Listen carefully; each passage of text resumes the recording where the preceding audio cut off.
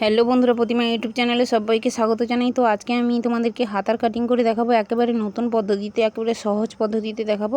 তো প্রথমে আমি কাপড়টিকে 2 ভাঁজ করলাম, তারপরে আবারও একটা ভাঁজ দিলাম, টোটাল কিন্তু 4 ভাঁজ। তোমাদেরকে দেখাই, 1টা 2টো 3টে 4টে। হাতার কাটিং কিন্তু সবসময়ের জন্য 4 পাটে করতে হয়। আমি লম্বার মাপ নিচ্ছি, লম্বা যত থাকবে তার সঙ্গে 1 ইঞ্চি অ্যাড করব। টোটাল 10 নিয়েছি, নিয়ে কিন্তু এইভাবে একটা রেখা টেনে দিলাম।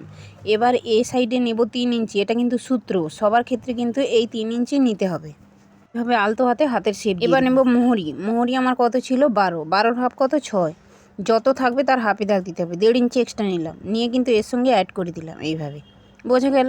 একেবারে সহজ পদ্ধতিতে তোমাদেরকে দেখালাম।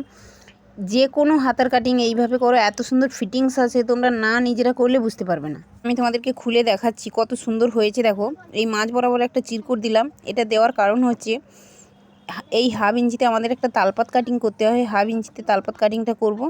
আর মাঝ বরাবর চিরকুটটা দেওয়ার কারণ হচ্ছে, আমাদের যখন হাতাটা লাগানো হয় ওইটা সুবিধা